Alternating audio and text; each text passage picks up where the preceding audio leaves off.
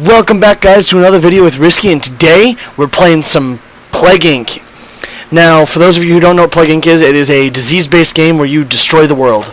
That is it. I will be mutating my disease throughout the course of the next 10 minutes or so.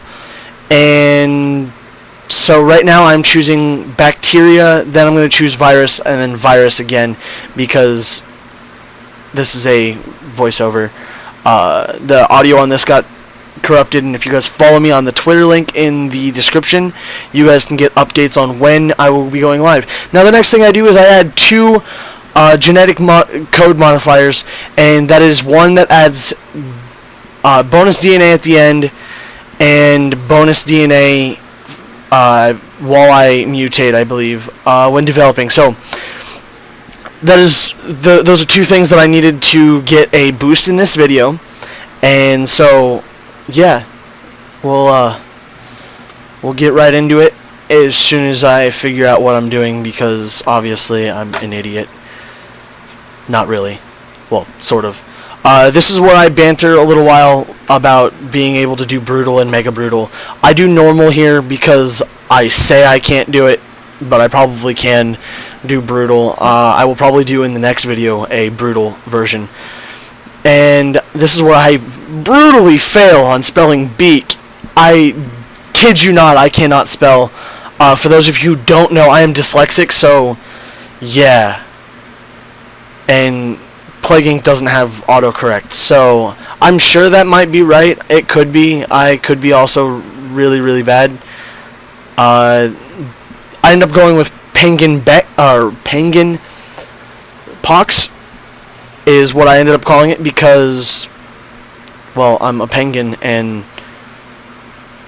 it's like swine or avian flu, except with penguins, and we create, it's like chicken pox but penguin pox, you know. So this is where I'm going to go in with it. And so this is where I start in China. I always start in China. I don't know why. Actually, I do. It's because it's like the centermost place to start. There's a super crap ton of people to get infected to start your disease, so it helps with your infectivity, and just in general really helps overall getting it to other countries and whatnot, because it's surrounded by, like, I don't even know, I want to say it's like 20-something countries, and ships to every other country in the world, so awesome stuff there.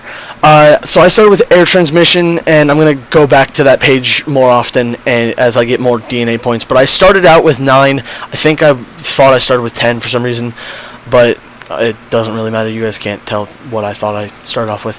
So I keep on clicking out of stuff. As a rookie mistake, I left this thing open because I was reading it to you guys, giving you guys something to listen to while I was saying something, or while I was playing, because it kind of started off really slow. Then again, so does all Pleauge Inc. games. Most Pleauge Inc. games start off kind of slow, and until they start taking off at the, I think, 4 or 5 minute mark, because they're just really slow to get DNA points to spend. This is where I got a bunch of them as well. I de-evolved this, rookie mistake. I should have just left it, because it would have made this a little bit faster, I think by about a minute or two, because that just made it to where it started somewhere else mutating, and I kind of didn't need for that to happen. So we're looking into where it starts spreading. This is where, like, I completely start freaking out.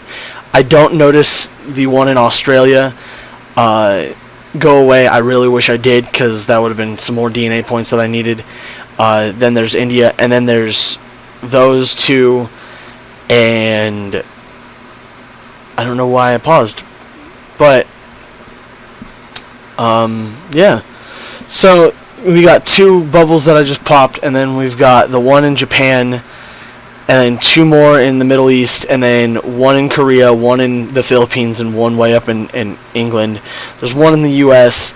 They're popping up everywhere, and I start, fortunately enough, it does stop the game when a pop-up comes up, which is very helpful, because my goodness, is there just so much to pop, and because I spent all of those, I don't know how many I had beforehand, but 2 more to pop as I go through more Asian countries.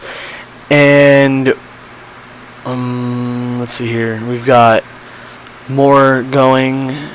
Then there's the Rio mystery. So Rio it was weird because I was talking about Rio being the place where the 2016 games were held, and this is 2017, and I'm like, the game needs to be updated to where it takes place in the year it actually is supposed to and whatnot. But regardless, I was talking about the Winter Olympics and how those are my favorite Olympics because I'm a snowboarder and I just prefer watching snowboarding. Now this is where I got into a major mistake, is I upgraded the wrong thing because I forgot that it's the other one that is before the cure starts. The 3 I upgraded in that abilities page were for after the cure started to slow it down. I did sort of start it right when the cure started, but it was just one of those things that, like, should have waited a little bit longer until the cure was up there to get it just to come back down. And then the other ones I'll do here shortly. And then Rio's back on is like, you think that you're going to make it through the Rio Olympics when Penguin Beak is on the loose? I think not. So there's some more over in I think that's actually the Philippines. New Guinea. I upgraded these. I don't really know if I needed to upgrade the weather conditions because just the weather conditions in general aren't really that big of a deal with viruses, and I'm not 100% sure if that's even the way it is. So I upgraded them anyway because I had the extra disease points. So now we get into another rush of them, and I'm put on the watch list. Crazy, I know. Disease put on the watch list for almost killing people. I upgrade 1 there, and then I get some more transmissions to get it more infective, and then it just goes downhill. Actually, it goes uphill really quickly. We've got all of South Africa started, 3 more, 1 for just a bunch all over, and it's just getting pretty insane. I start panicking here when it says killing very fast because I'm like, it's killing people very quickly. And then I couldn't find out where to see how fast it's killing, the rate at which it's killing. And so I'm just like, that's what I'm looking for now, is looking for the rate at which it kills and the rate at which it infects to see if one is higher than the other. Because if the infectivity rate is higher than than the killing rate, then I would be fine. But I was really worried for the fact that I didn't know whether or not I was killing faster than I was infecting. It looked as if I was infecting quicker, but I still didn't know, so I was worrying and kind of stressing out. But everything was fine, and we get to 25%, and I'm like, okay, I need more transmissions. Looking at what's already mutated, and I'm looking at it, and I'm like, wow, there's a lot of stuff mutated, and I just didn't know whether or not I was going to make it. And luckily I start seeing things like areas breaking down, and this is where I had 135 points and I just spent it all. I down to 25, just super slow, taking forever.